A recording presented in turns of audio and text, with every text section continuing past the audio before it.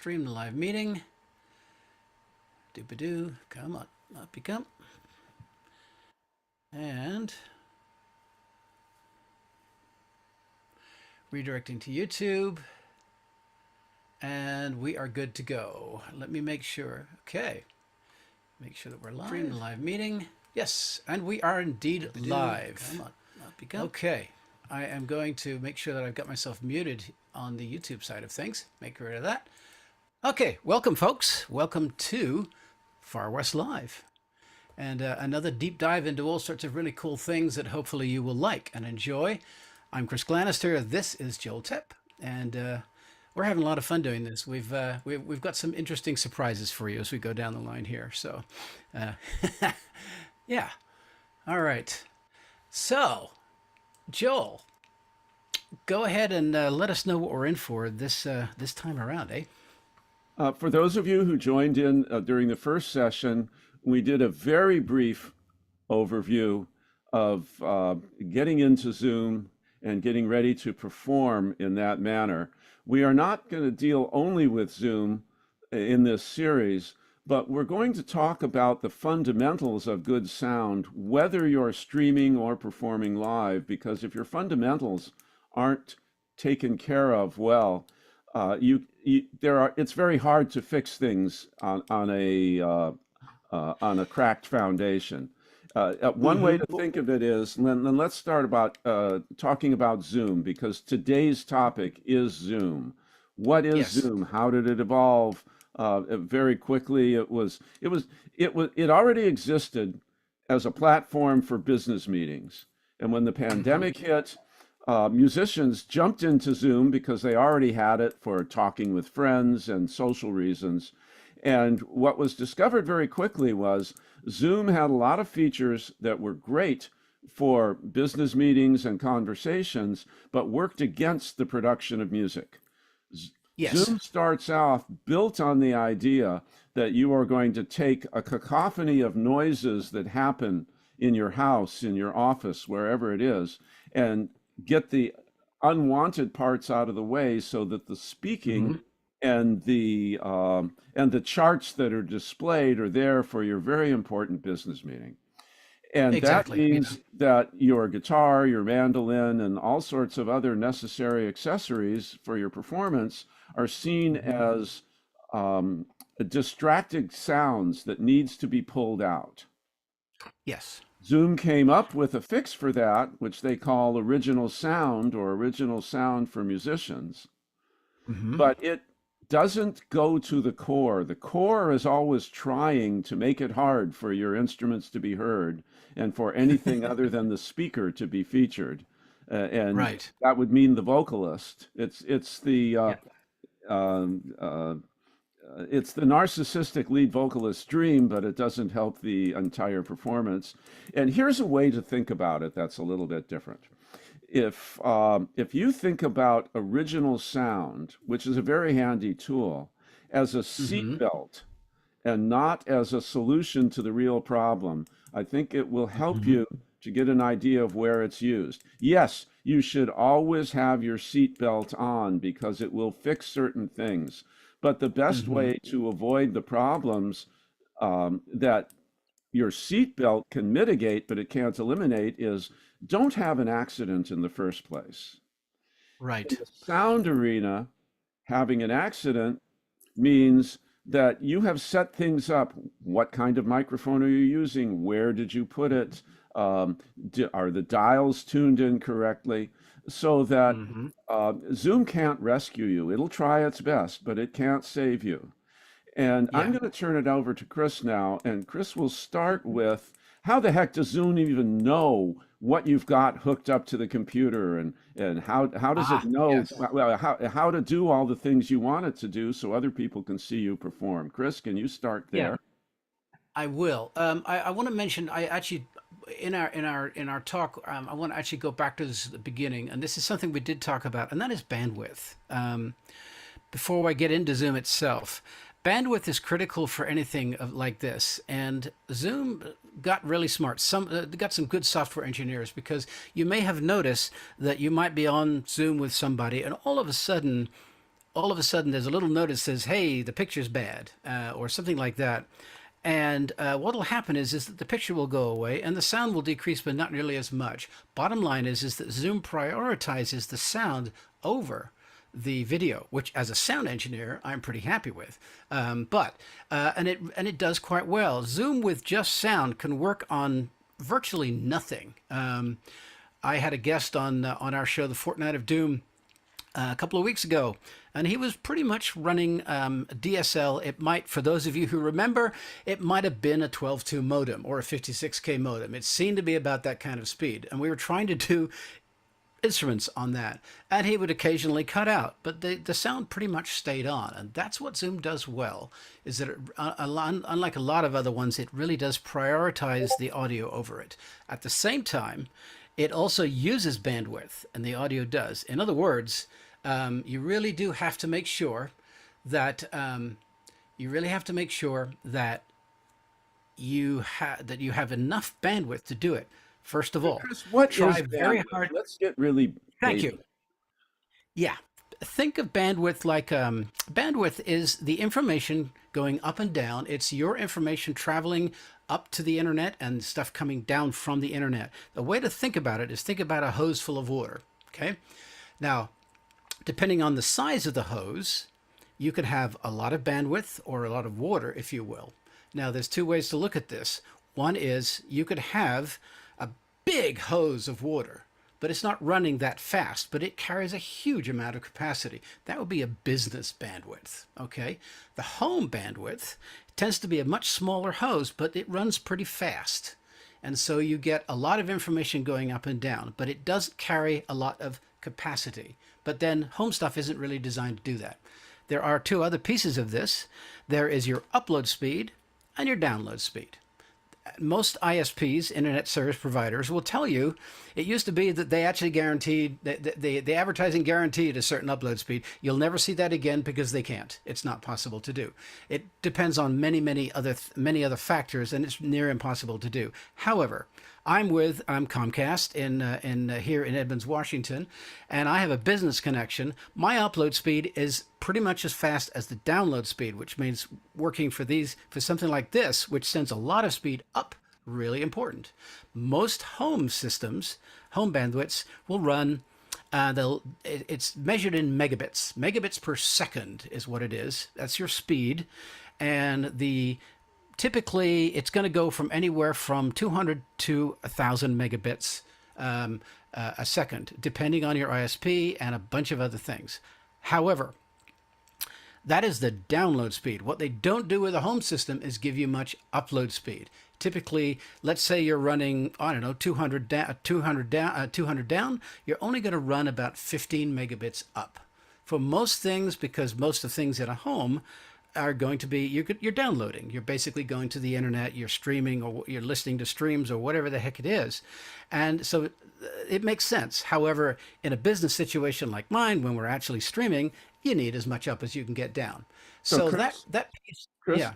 are you saying that if I am able to watch a high action movie, which is being Hmm. streamed down to me, everything can be running smoothly, but Hmm. if I try to send something that has a lot of information the other direction, I'm singing and I've got a Yep. video camera, Hmm. that Yes. even though I Hmm. can receive it, I'm not Uh-huh. sending it out in a fashion where it's going to run smoothly for other people. For the most part, it's not too bad because the answer is actually a yes and a no. It depends upon what you're doing. For instance, you, Joel, have home internet, I assume, and so you're bound by those constraints, which is basically you've probably got about 15 up and about, I don't know, 200-300 down, depending on where you are and what you're doing.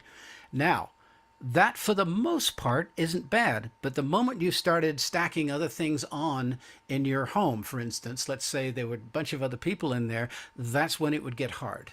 um, Whereas in my wife could be watching TV on the internet, I could be doing a bunch of other things, and it's hardly going to do a thing because I've got a lot of bandwidth. Remember I said the big pipe.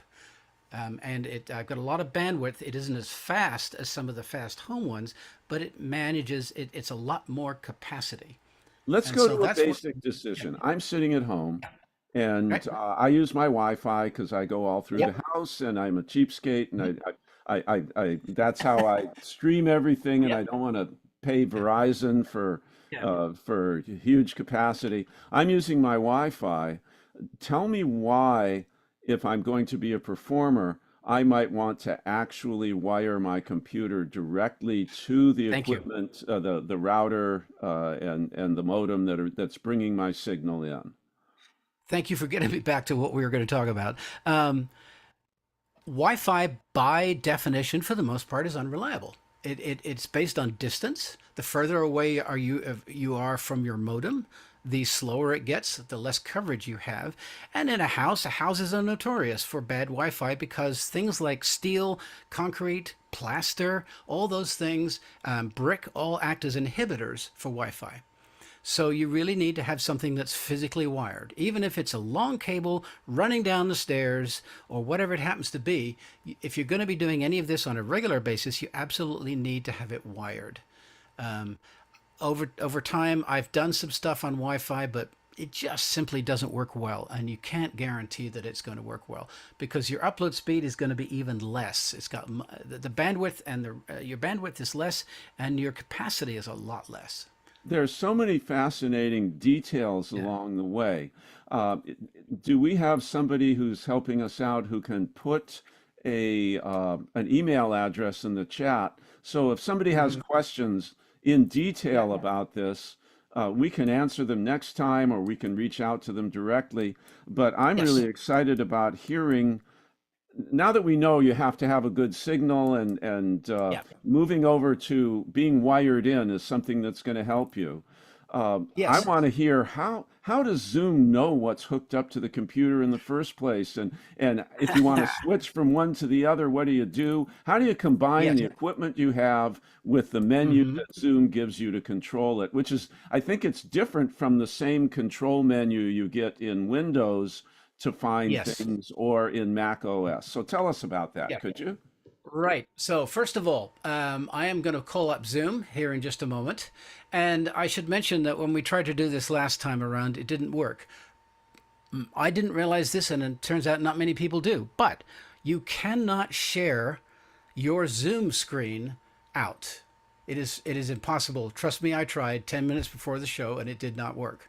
So, to that end, and I realized the reason why it's called optical feedback, kind of like in those old time travel things where you get the image that keeps on going. It basically stops that. So, what I'm going to be doing, I have some remote desktop software and that I use for my computer stuff, and I'm going to be looking at another screen, another instance of Zoom, and I'm now going to share my screen out, and we will go there. And just give me a quick moment here, and I'm going to share it out to my video. Yeah, there we go. And here we go. Share. Okay. Now, what I'm going to do is to show this. So now you should see my screen sharing up here. And that is my back garden, actually. And I'm going to be, so we're in a Zoom window, and we'll start at the top. On the right-hand side here, as you see, typical participants, people come and go from here. Down on the bottom left is where we really care about this stuff. So to answer your first question, Joel, how do we see what's there? On this particular machine, there's not much. But if you see down at the bottom here, you see a little up arrow right next to the audio button. That, if you click on it, it gives you a menu. That menu tells you what they call a microphone and a speaker, which is basically the innie and the outie. And right now, this is a Microsoft Surface, so it doesn't have much, but it has a microphone array, which is the microphone that you normally use, and you'll notice below it says same as system. That's common. What it's doing, it's looking Zoom is looking at what it sees, but it's also looking at what Windows or Mac show as their default, because sometimes that can be different. In this case, it's not. Then a speaker, in this case, you've got some standard speakers, and you've got same system again. Now this could be filled with a whole bunch of stuff. It could be a camera, and it typically does know what it is. In other words, it'll say Nexigo, or it'll say for a camera, or it'll say Personas, for instance, those kinds of things. In other words, the name of the equipment it knows well enough to know. Joel ran into an issue when we were testing because he has two Nexigo microphones, and he couldn't tell between the two. So it doesn't always work. That is the basics of what goes in and what goes out and how Zoom sees it. The important piece we'll come back to that. Your video is the same thing. When you click on the video button, it'll tell you what's going on. I just shut myself off here. That mutes the video, and the same with the audio. If I click on this mute, it mutes the audio. Now, little arrow, upper arrow right next to the video, pull it up, and you can now see, in this case, Microsoft Camera front and back. And then you can do some other things. You can ask for an avatar and filters. We're not going to get into those because I don't want to get stuck with an avatar on my face in Zoom. I thought about that. A few high-profile things that went along with that. Again, those are how you choose what goes in and what goes out. Now, let's talk about some of the settings. We'll start digging into what's going on. You'll notice that if I move my mouse away, it disappears.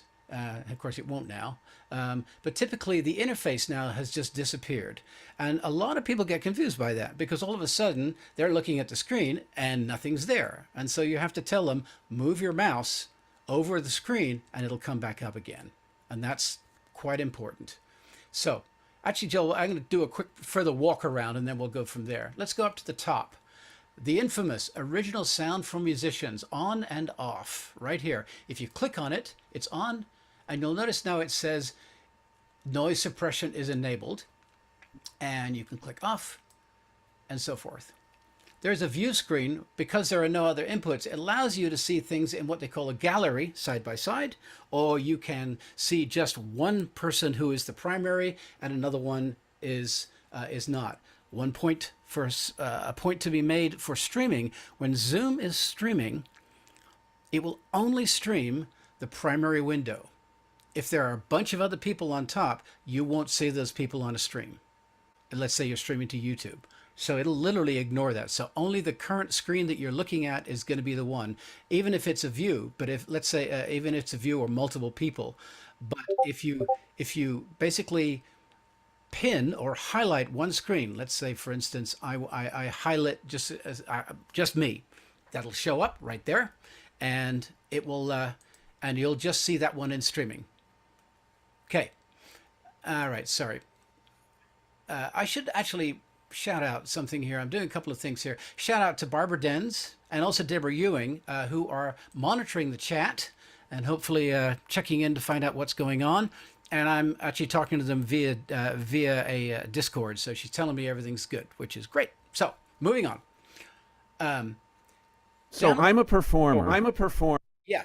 And I want to I want to switch from one microphone to another, or I want to set up my settings. I've talked to people when I'm sound checking, and quite often they begin by not seeing that original sound for musician's choice up on the top. That's something you have to turn on for it to actually be there in the menu. Can you take us through that menu? I'd love to see that. Sure can. Okay, so remember the little up arrow? All the way down to the bottom, you'll see audio settings. This is really the meat of what we're doing and where the rubber figuratively meets the road. What we care about is this here, where it says audio. Let's start at the top. You have the ability to click on this and test your speaker. It'll just give you a tone, okay? And note what the speakers are. You can do a drop down and you can see if there are other speakers. You want to make sure you're on the right speakers for what you're doing. You've now got a volume right here, and also an output level, which isn't showing anything because it's not me speaking into it. But typically, this is your output level going out to wherever you're going. Ignore the spatial audio and use separate audio device entirely. We don't care too much about those. The volume is a manual volume, which you can move up and down like so. And that becomes very important. We'll go through that later. Down to microphones here. So we've got our microphone, and you can see in speaking to it, it's actually picking up me from the room, so you can actually see it working. Now, right off the bat, look below, you'll see automatically adjust microphone volume. Thing one, that is what we do not want to check. So for anything musical, we uncheck that immediately. We also want to make sure that the level is right about 2/3 of the way at the most when you're talking volume level. That's why you really don't want it to adjust, because you need to verify what volume is coming in and make sure that it's good. So unclick, automatically adjust microphone volume. Then down at the bottom, if you are just in a business meeting, you're going to be right here. Zoom background noise removal under auto, and nothing else is checked. Immediately, that's going to, all of the digital stuff to get the coughing and sneezing and compression and those kinds of things are going to come into play as if you were doing a conference. That is not working for as does not work for us, as Joel mentioned earlier. So now we're going to go down to the middle one, original sound for audio. That needs to be on. And now let's go through these menus here. You So, want to Chris, make sure that I just noticed yes. that when you turn on original sound, you can't, on some menus, you can choose multiple selections. I think the circles, it looks like I see a blue circle on original sound and then the open circles. I think that Yep. it looks like that's one or the other. And It then when you really get is. to Yeah. when you get to the features of original sound, you can check That's where different features and include all or none or some that's right. combination. Am Yeah. I correct there? That is correct. So we'll start with Okay. unchecking everything. Okay. First of all, you want to make sure that high fidelity music mode is checked. That really is the switch that says original sound. It gives you audio fidelity. So you need to make sure that happens first. Then the other critical piece is echo cancellation. This is the stuff to make sure that because you've got a microphone and a speaker and they might feedback and they might cause echoes, this gets rid of that, or for the most part anyway. So echo cancellation, it needs to be checked. Now, this is critical. Remember I talked about bandwidth. Uncheck stereo audio, because stereo audio immediately starts hogging bandwidth. And typically, you're not running in stereo anyway. There's no real need for that. So in that particular case, uncheck it. You'll hardly ever notice it's there, but it will change your bandwidth. And so you want to make sure that that is unchecked. Now, right below it is what's called live performance audio beta. We tried that out because it's a relatively new thing, and frankly, we couldn't figure out how to. It doesn't sound that good, and I really don't think they have their act together. Please note that it does say beta. So for now, and maybe down the road in another edition when we know it works, we'll talk about it. The idea behind it is that if you've got a bunch of people in the room playing instruments, so far with what we did, didn't work. So just ignore that. And that is the critical stuff right there. Make sense, Joel? Comments, Makes thoughts? perfect sense. Let me Yeah. jump from there while you demonstrate some things. Mm-hmm. And I'm going to talk briefly about cameras. If Yes. you are using a laptop, you have a camera built into your laptop. It's usually right above the screen. And many monitors, depending on what quality monitor and what features, will also have a camera built into the monitor. So that is the default choice that many people will use. And the cameras are surprisingly good in modern computers. It will get the job done. The problem with using the camera inside of your machine is that if that's the camera you're using, and let's use a laptop as an example because it's the simplest one, if you point the camera in your laptop at your face, which is what you want when you're singing a song or telling a story, Yep. that means that the microphone is also pointing right at you. That's Yes. great. For business Mm-hmm. meetings, that's exactly what you want. But that Right. means that, see where I'm sitting, my guitar would be down here. And all of a sudden, if I were using the microphone that's built in, it's going to be coming right up at my head. And it's even with original sound, trying to bring it back in, it becomes a problem. And there are Yes. also some very nice things you can do with your camera. If you have an added camera, I'm sure everybody is familiar with various webcams that look like this. Exactly. Yep. Logitech, Nexigo, there are a lot of makers of webcams. And I will right say though now that, I am yeah, using a Nexigo on my same screen. here. And one feature that I like about it, the quality is just fine, but that wasn't the reason I chose it. It's one of the few cameras that also has a remote and a physical zoom, so I can zoom this in or move it Ooh, back out. And for dude. musical performance, that can be very handy. Big shout out to Michael Berman, who discovered this and shared his secret when I watched him do his fancy tricks at the campfire. And I ran out and Nice. got one of those cameras. And you can Okay, have I'm next. multiple cameras hooked up at the same time. Obviously, this is not the camera I'm using because I'm moving it around, but my face isn't moving around. Yep. However, I'm going to my menu, and when I pop that up, right now you can't see when I look under video that I have choices of a couple cameras. Now I'm going to choose another camera. Instead of the Nexigo, I'm going to choose this HD Pro webcam. And let's see what happens. There we are. Now I'm using that camera. And Okay. now I can use that camera to show you the menu I was looking at, only I think it's backwards, so it wouldn't really work for. Yeah. No, that I actually can't does work. tell. It doesn't matter. Yeah. But the fact is, you can switch from camera to camera depending on what you are looking to put. And we ran into this before. So Joel, you just need to make sure that you unmute your audio because when it switches, it will do that.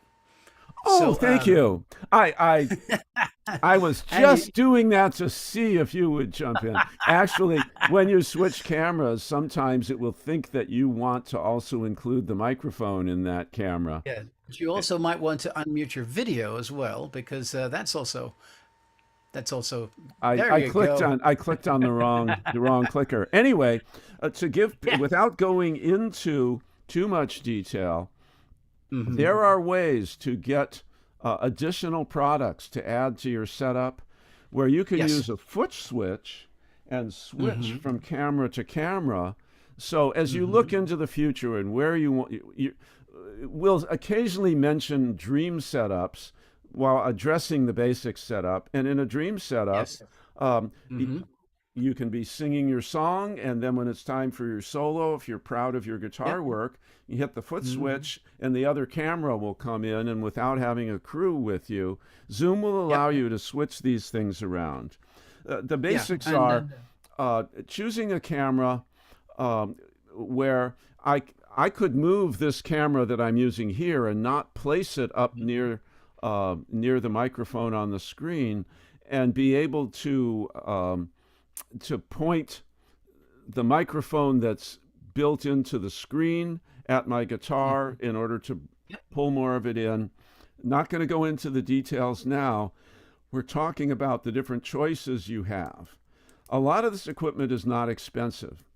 And in yes. most of these cases, what we're talking about is adding on to your basic laptop with nothing else added in. And the first 20% that you spend, if your budget is $200, you can probably spend $30 or $40 and get 80% of the improvements you're looking for. And for most Yes. people, that's going to be good enough. So, Yes. reading reviews online and looking for the absolute best camera you could ever own in the world is not necessarily going to be all that helpful for you. Yeah. Then, And speaking about oh, go speaking ahead. about cameras, one thing to remember is the fact that it may be a great camera, but what you're broadcasting to may or may not be. So you need to look for something that's decent, and that's important to say, as opposed to so good that you spend a lot more money than you really need to. to quickly finish up on cameras, cameras are only as good as the lights you have in the room. Aha. And so some of the basics I think most people have learned now through the lockdown Zoom era, which is try not to set up your room so that the camera's pointing at you and the window to your backyard is in back of you, and the blinding light from that window makes you look like a dark shadow. You are basically an orc, and Rivendell is outside of the window, out of reach of Exactly. everyone. And How many business things have I done with that? Oh my God, yes. Yeah. But you'll notice that I'm in a room that there's a little bit of shadowing on my face, and so one of the things I've done, I'm going to switch cameras again briefly, is oh, Chris, why don't you show your elaborate lighting in your window while I do this? So I'm Yes. switching to this camera, and I have a bunch of I can turn on this light and bounce some light off of the wall. And if we went back to the other camera, now we'll see that my face is a little brighter. And actually, for the rest of Yeah. this show, I should leave that on. That was something I forgot to do. And these are little LED cameras, and they have batteries in them, and you can also hook them up Yep. to USB to keep them charged. Yep. And they're not that expensive. That's one thing you can do, and you don't have to show your lights, and then Got it. I'll show Right. the Joel's official cheapskate alternative. Okay, this is you can see my studio now, and I've got three sets of lights. I'll move around. So I've got some little LEDs here for the right-hand side of things from my What's side of my that big face. thing up above? That looks awesome. That actually is a pretty dirt cheap, found on Amazon during the pandemic, quote unquote professional lighting. It actually has the right kind of a bulb in it, which is not an LED, and then it has a diffuser on the front. It's actually reflective inside, and then it has a diffuser on the front, which basically gives you this nice diffuse light, and it's not too hard. And I'd forgotten about it until today, and grabbed it and went and hooked it up on the wall, and voila, it works very nicely indeed. That looks wonderful. And even though you described But it as inexpensive, I am going to show you the official Dan Navarro light, which is a $2 light. It, or actually, I think this one became a $1 light. I was going to say it is a dollar for the light and the dollar for the diffuser. So what I have here is your basic yeah, shop light. You know, the yes, aluminum, it looks like an aluminum tin, a bunt pan, a yep. misshapen bunt pan. And then I have taken a basically white t-shirt and spread it over, and that is my diffuser. And then when I turn on the Yep. light, Voila, I have I have this which works lighting pretty change much.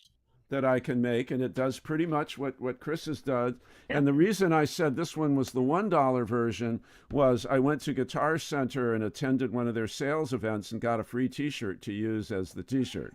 So never miss an opportunity to trim the budget where you can. This is what Doge should really look like. Anyway, Yes. so that We takes should say care of one the thing light. about that. That takes care One of the thing light. about that. Oh, Uh, Make sure that the bulb inside that is not an incandescent bulb, oh, you want because low heat and you want low reliable heat and LED. Put an LED bulb in there just because, just well, in if case you're in it heats up Florida, and could you burns. use a bug zapper light? Yeah, you could. You never know. Be different Anyway, color though, would. that takes care of basic lighting, how easy it is to do little things to try and set yourself up so it looks intentional. Yeah. And this is true for everybody, including the business meetings. I can't tell you Yes. how many times I've been in a business meeting. We're getting a Yeah. pitch from a CEO someplace else on some big deal that they want to make with us. And Mhm. the lighting and the quality of the camera for this CEO is so low grade and easily Yeah. fixable that immediately after the presentation, when the presenter is gone, we're going, if they didn't figure that out well, how good is this product that they're talking to us about? Because that was a 2 cent a 2 cent setup to try and sell $1 million deal. And when Yeah. you're selling yourself, looking intentional, looking like you want to perform for the Yes. people and you want Mhm. them to enjoy it, makes it easier for them to sit back and relax and enjoy what you're presenting. And then they have to Yeah. hear you. So tell us, Yeah. how do you can't take your microphone from the club at work, and there's no microphone input for that on your Right. computer, and even the little teeny microphone input for your computer Yep. isn't ready Hmm. to take most of the microphones you use when you're performing live. So what do you use Right. to get in there, Chris? And then tell us Okay. a Well, I'm little gonna. bit about the types of microphones you hook up. Okay. So first of all, I'm going to go back to my other webcam just because I get to show this off, and I'm going to move out of the way, and I'm going to move my camera up a little bit, and you can see what I've got. This is actually by Presonus, and it's not the mixing board, but it's a controller. So I've got a 16 channel in. It's a digital mixer, and I can do all sorts of cool things with it. There's nothing to say that you can't do that, but there are lots of other clever, much cheaper ways to go. And I'm going to start with my favorite. That's this. This is made by Behringer, and it's called the Xenix brand. What they've done is they've actually put a USB input into the back of this. And what it does is that it becomes a sound card. It becomes an audio interface. So you've now got a mixer, and Behringer works. This stuff works really well. Got a mixer with a bunch of microphone inputs in. You can switch between the computer audio and the other audio. It's got a headphone input output as well, plus a bunch of line inputs, but it allows you to do everything. So it's a mixer and a sound interface built into one. No driver required, just works like a charm. And you can get them all the way up to like 16 channels. They work brilliantly. And I've put them in tons and tons of installations. That's one. On the other end, this is a cool thing. This is made by Shure. And I'm going to bring this up a little bit here. Can you show And us you'll what the notice, two ends look like? yeah, this is the USB interface right here, USB A as it's called. And this is the XLR input here, which basically allows you to plug in your microphone. And then you've got controls, mic gain, volume. It allows you to monitor, plus it allows you to, it's got phantom power as well. Get to phantom power later. So I could just Then, take the microphone I use, uh, yeah, uh, echo cancellation. yeah, That's yes, so exactly. that's the echo we were talking about. Yeah, exactly. Yep, yep, yep. I'll let Chris panic while I say one or two things. Um, so I Okay. could just take. Well, let me see if I'm causing that. Is it gone now? No, it's not I'm, gone I'm now. hearing a whole bunch of static there. Yes. I'm Yeah, hearing that's that weird. as well. Well, let's debug this in real time. This will be an interesting Yeah. example. Here we go. So, Now, yeah. Now we're what troubleshooting. changed? Okay, I've got some echo there. Okay. And Testing on my end. There we go. yeah. What are you working on in order to eliminate that? Okay, I'm not doing anything in particular. Am I sounding that way? No, you are not sounding that way. So it's picking up something Yeah. coming from me to you. Yeah. So I am Okay. going to try. I'm going to try seeing if it's on my end. Right. So I have now eliminated my monitor, so I can't hear you yet. But now when I put headphones on, Chris, talk to me for a moment. Yeah, that sounds a little better. 1, 2, 3, 4. 1, 2, 3, 4. There we go. Okay, so Yeah. what we just brilliantly demonstrated to you how to fix things on the fly. We heard Yes, an echo, indeed. and Chris looked on his end, and some setting evidently changed while we were switching around on all these devices, and I was Yeah. listening through some monitor speakers next to the computer. What I Yes. did was to plug this headphone set Yeah. into the headphone jack on the monitor to quiet my speakers but still allow me to hear Chris. And Yeah. Chris, you're telling me that that works now. All that works now. No, Yeah, I still hear it.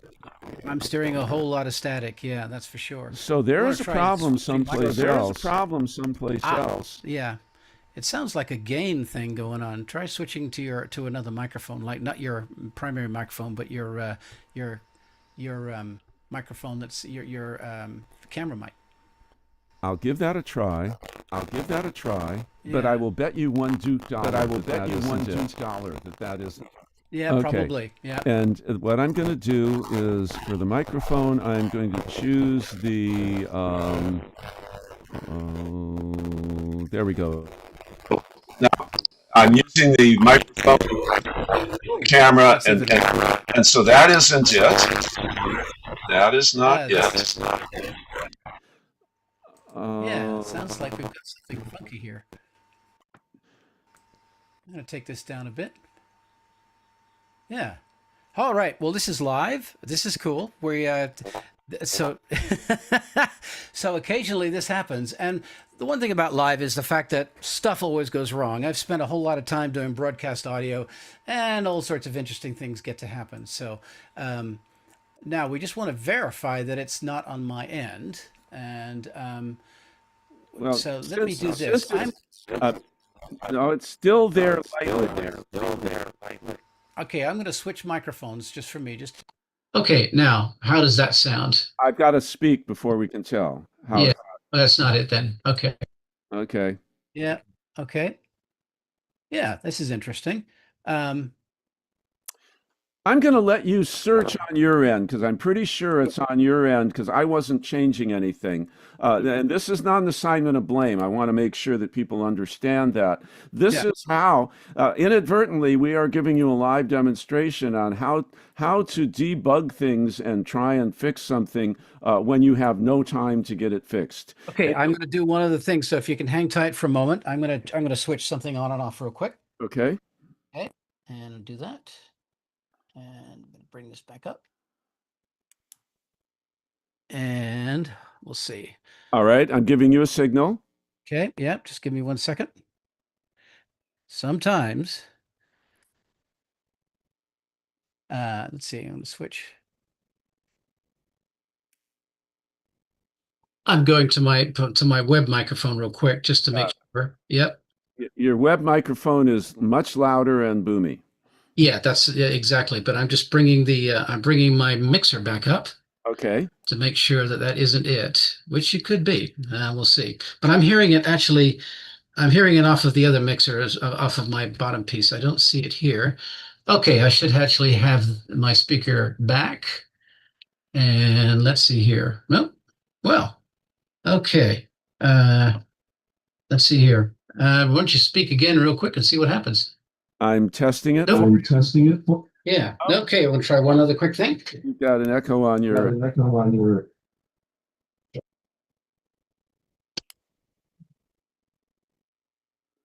Isn't live fun? Okay, let's test. Can you hear me? Back up.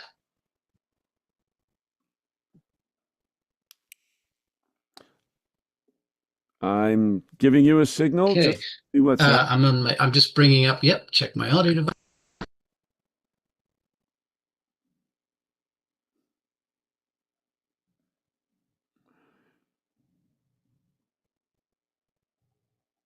Okay, I'm back to my webcam just so that you can hear me. And we're still broadcasting live, and I'm bringing up my mixer just to make sure that I'm okay.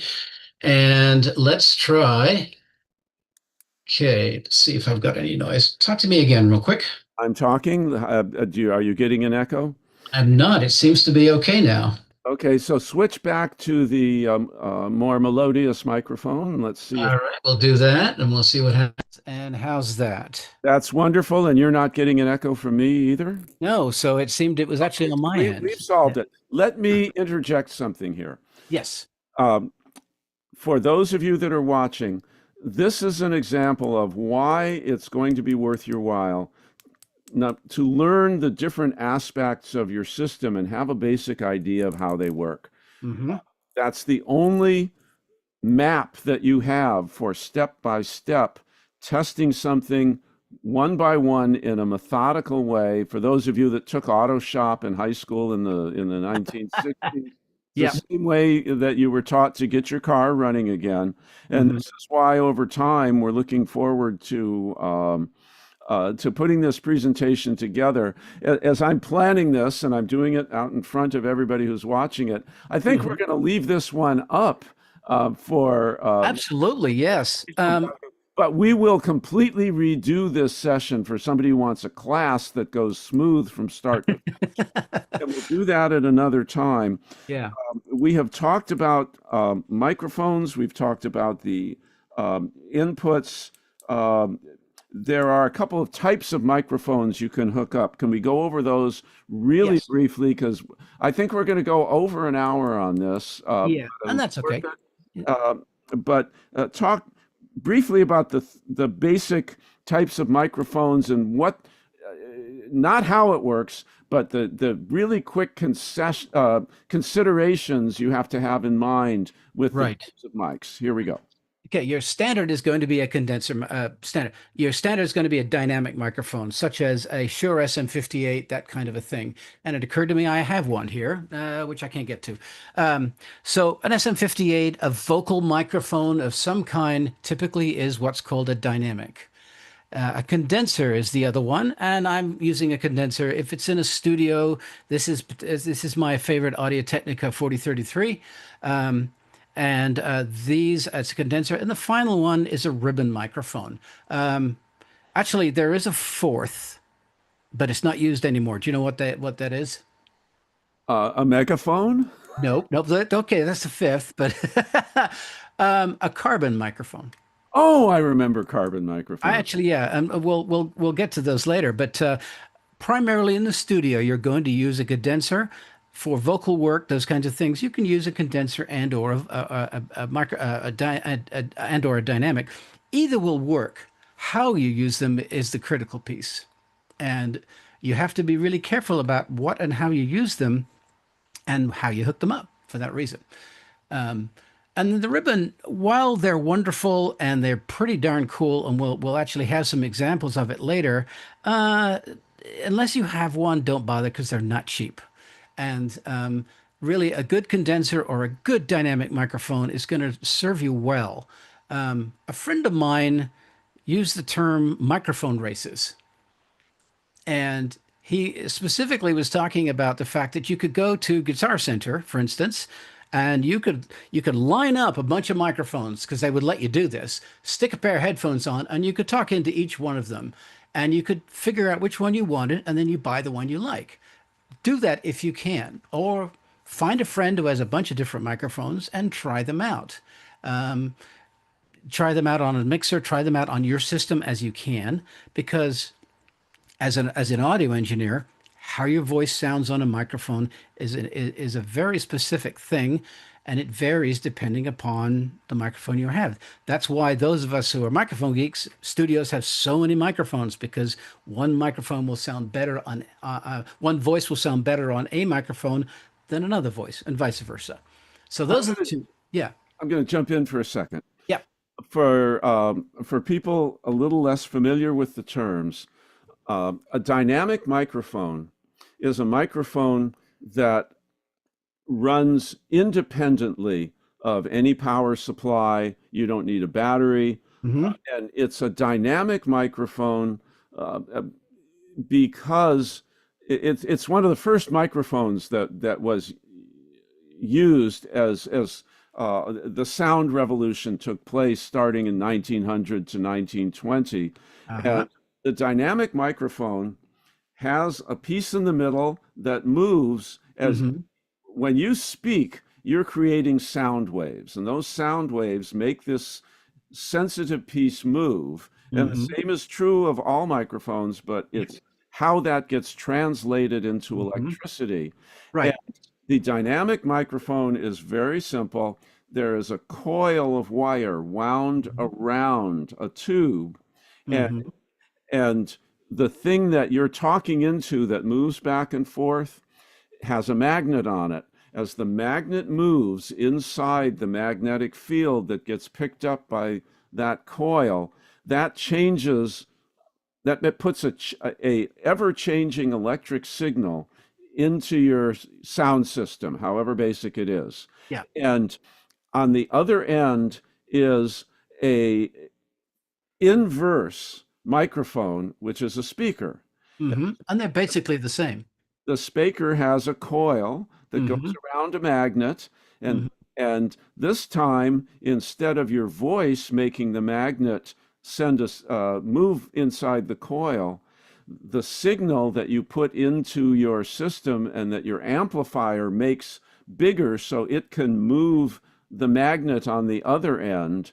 The magnet moves in the same way inside the coil, and the speaker pushes out the same sounds, the same sound waves that you were putting in on the dynamic microphone as you put it in. It's a genius sort of thing when you think of a leap of inventiveness of humankind, how you can talk into one little thing and people miles away can have it broadcast back to them the same way.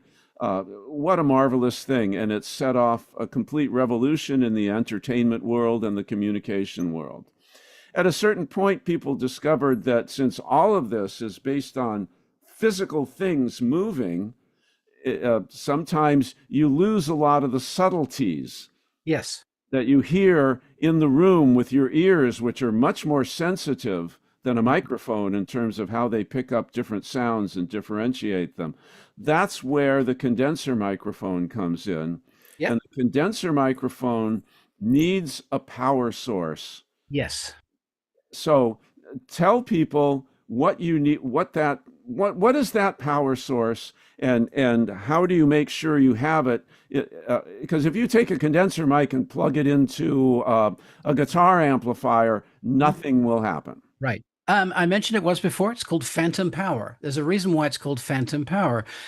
Typically, the voltage that you're powering the microphone with is plus 48 volts. There are some older microphones that use 24, but universally it's 48 volts. Now, it's actually being powered by the mixer, or in the case of a mixer that doesn't have phantom power, you can have an external power supply of some kind. But it literally is sending the power up the positive and negative sides of the microphone cable, and it cancels it out, and thus so that you don't see or hear it at all, but the voltage physically gets there. And that's why it's called phantom power. There's a switch on most mixers that will allow you to either for the whole mixer or just for one channel, you can switch it on, and that gives you phantom power for that channel. A couple of things about phantom power that's good to know. Do not don't when the channel is open and you're through a PA system or through whatever you're doing, don't switch your phantom power on then. It'll do nasty things like blow speakers. Secondly, there are certain microphones that do not need to can't use microphone phantom power, sorry, and those are ribbons and a few other things like that. So you need to be very careful about what if your mixer and the more inexpensive ones do, they'll provide phantom power for all the channels all the time. So if you happen to have a nice expensive buy a ribbon microphone or one of the other ones, don't plug that in because it will do nasty things to the ribbon itself, and your microphone is done. So In yeah. very basic terms, the condenser mic is much more sensitive, Yep.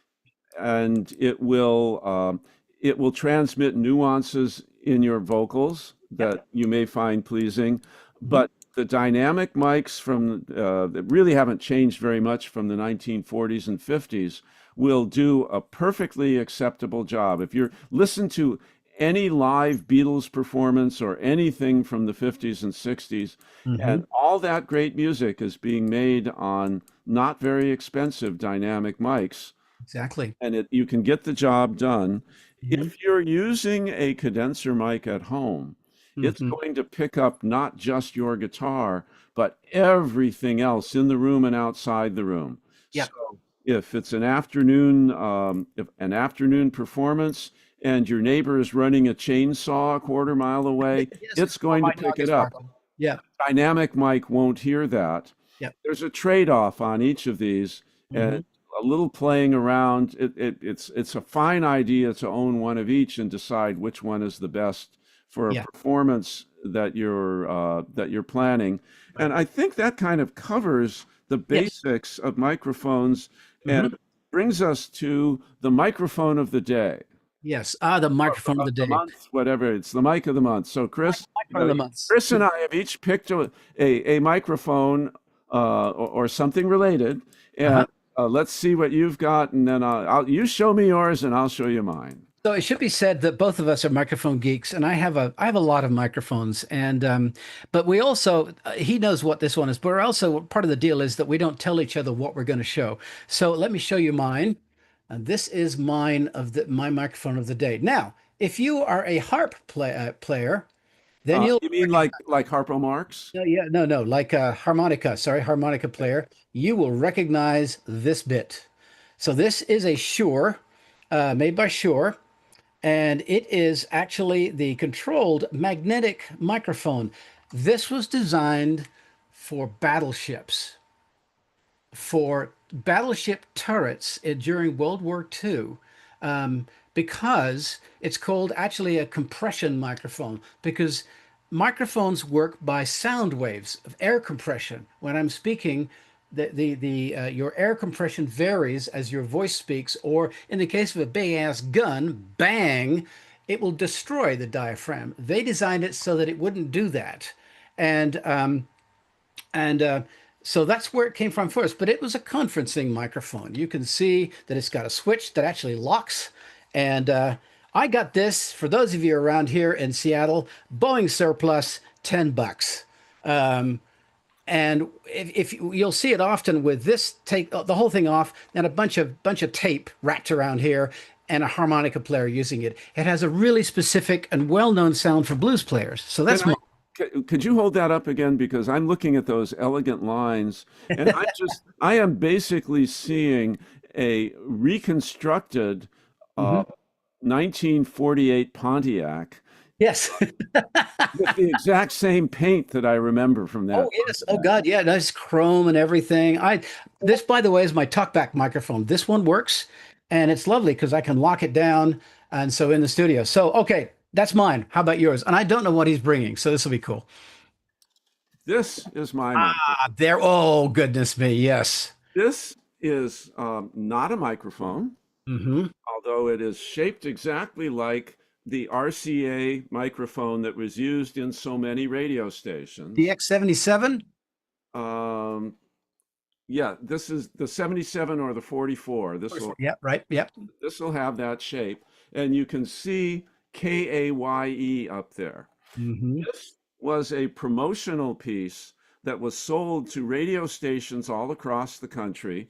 And this came from station KAYE 1450 in Seattle back in the 1950s. Danny Kaye owned a Yes. string of radio stations. And each one of these is set up. There's no volume control. No, I take it back. There is a volume control. There is no tuning knob. So Mm-hmm. this will only receive AM 1450, and you would pass these out to your loyal listeners, Oh my goodness. prizes and things like that. And, Ah, and the other wonderful thing about this is even though this was an emulation of a ribbon mic, yeah. it comes from an era, and so the radio itself is a tube radio, and I've got the radio turned on right now. Nice.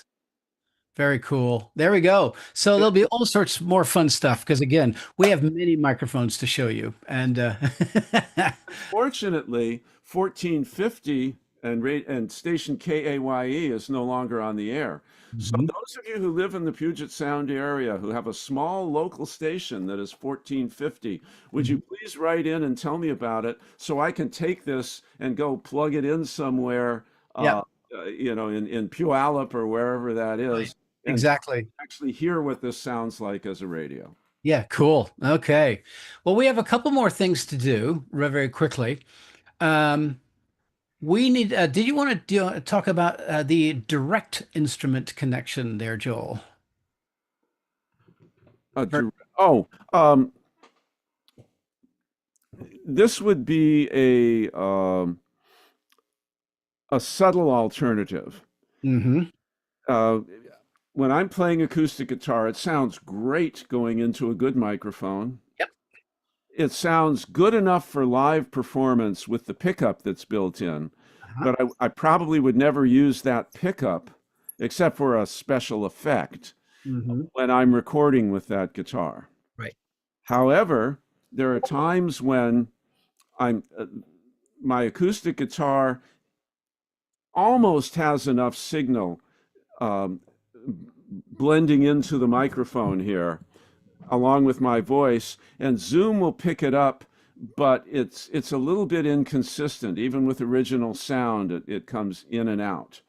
So if you have a pickup in an acoustic guitar, Hmm. another way that you can get sound into a single microphone setup, um, you can, if you have a small acoustic guitar amplifier, you can plug the instrument into the amplifier and get a louder sound in the whole room to bleed in along Hmm. with your microphone Yeah. and give you that sound. In my situation, Hmm. what I have done is,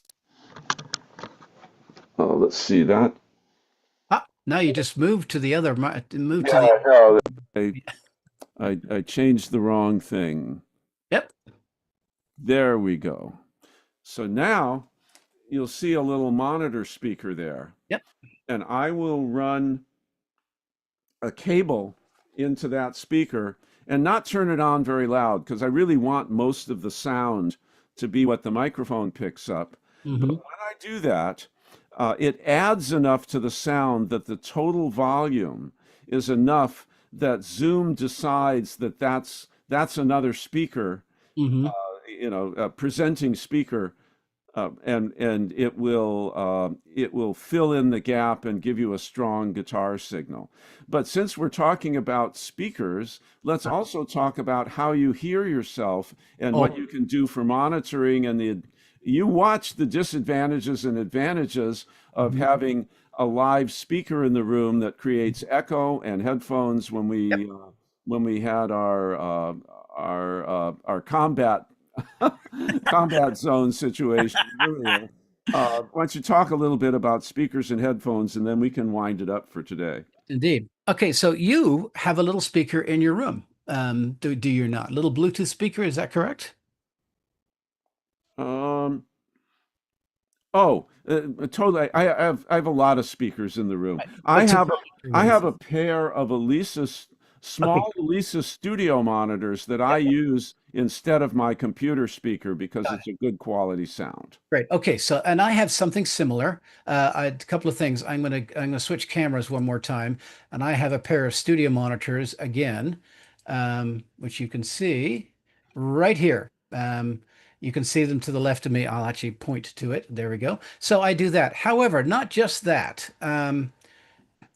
I also have in my ear, which you can see now, I have a pair of in-ears. Those of you musicians who have them, um, in my particular case, I can't bring the speaker level up too much because I have a microphone and we'll get echo. So I have something in here running off of my mixer that allows me to listen here. You can use a pair of just inner little audio buds. They work nicely. The other thing that you can use, of course, is a pair of headphones.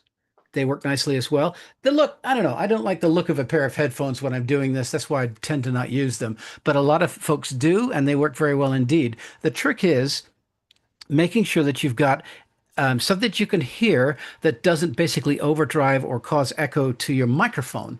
And because remember, in original sound, all of those restrictions and the things that allow you to do conferencing are taken away. So you can cause feedback and echo rather easily. You can also have a little if it's a laptop, you can put a little Bluetooth speaker in your space. Allow if you don't like the laptop speakers as well. I've seen folks that do that as well. Um, I've actually seen something where people had a small PA in their thing. It didn't work well, but I'm not kidding. It was interesting. But for the most part, it comes down to headphones, earbuds, in-ears, which I really recommend if you happen to have some in-ears, and then, of course, a pair of speakers of some kind. I'm going to add one thing to what Chris mentioned, which is you are actually listening to two signals. When you're performing, the first thing you're thinking about is, I want to hear myself. I want to make sure I'm singing in tune. I want to hear my guitar.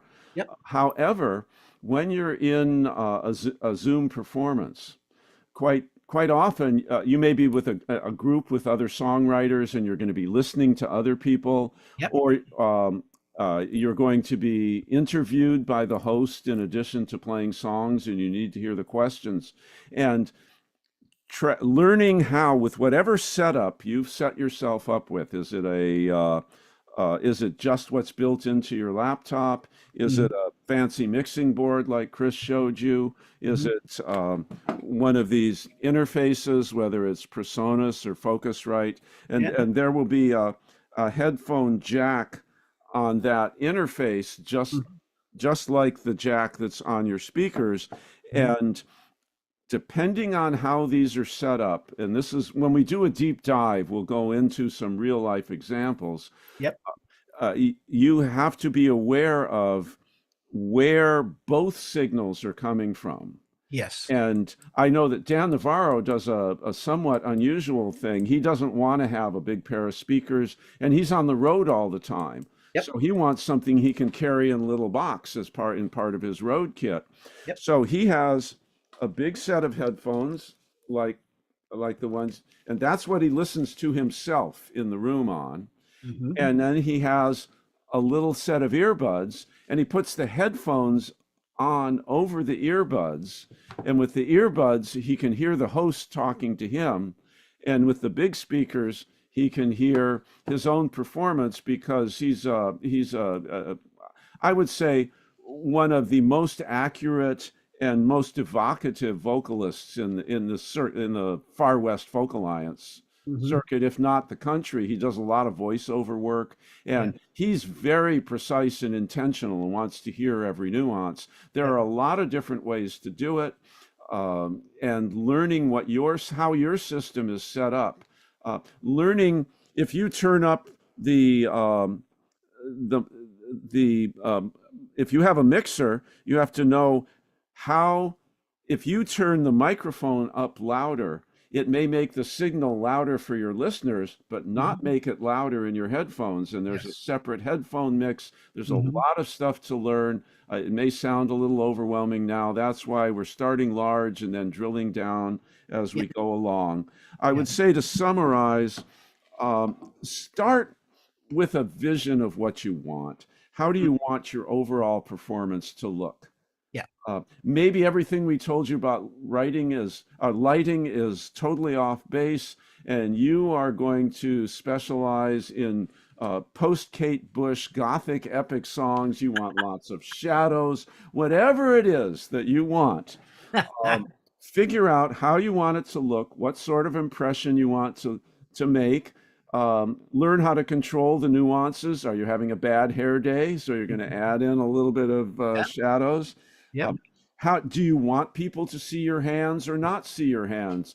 Yeah. If you're just playing a rudimentary thing and it's not the focus, and it's easier for you to get a setup that looks like this and people are watching you sing, that may be right for you.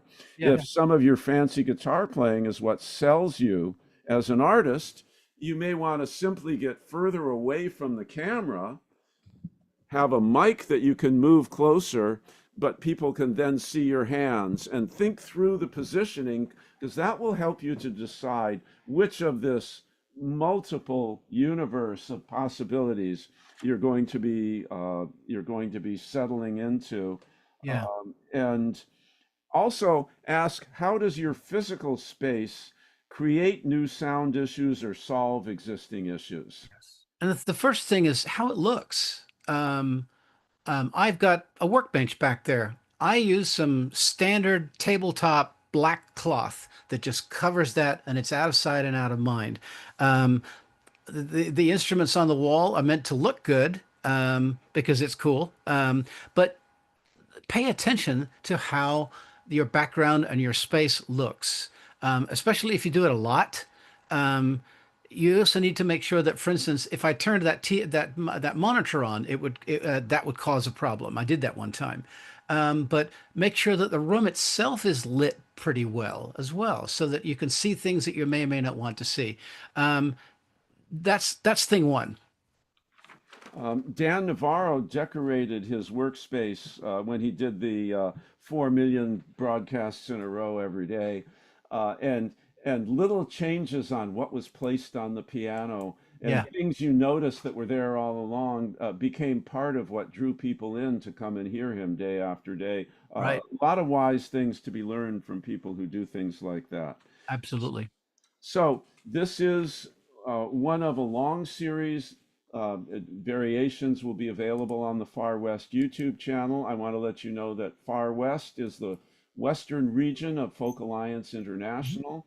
It Yep. is an all volunteer organization. Nobody's drawing a salary. Everybody is putting their time and their heart into doing the work it takes for all the individuals in the region who want to take part to collectively create opportunities, communicate with each other, and publicize what people are doing in order to grow the audience Yep. and grow the importance of the music. So that is who is putting this on. Thanks to Deb Ewing and Barbara Denz. Yes, indeed. And coming up, some of the things, watch the titles as they come by, and at least once a month, Hmm. it may be a deep dive into specific microphones and letting you Hmm. hear them one after the other. It might be a deep dive into microphones specifically for instruments and Yep. also discussing different types of pickups you can have put on your acoustic guitar and what the Yes. considerations are. And I know, Chris, you're looking forward to putting together Zoom for hosts, because if you're hosting an event, Yes. if you've got four songwriters and you introduce them, Yep. I'm thinking Jan Cites is a great example, Right. somebody who does that. Your considerations and the way you use Zoom is completely different. We haven't talked about how you keep Zoom bombers from interrupting your thing. Yes. How do you make sure you publicize it? How do you can record it or not record it? That will be one of the sessions, and things we haven't even thought up yet, and things that we redo because Because as weird stuff happen. yeah, exactly.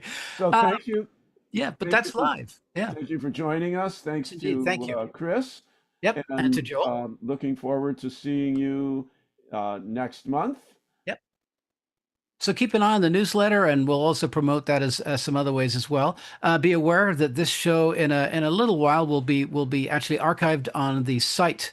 The site is it is youtube.com slash youtube.com/ at far dash west live, and far and west live is one word /live, and that's where you'll find and I will endeavor to put the show also on on their main Far West site as well, the YouTube site as well. So I think we are done for the day, and we'll go off of live, and we will see you next time. And I have to go through and hit a button to do that.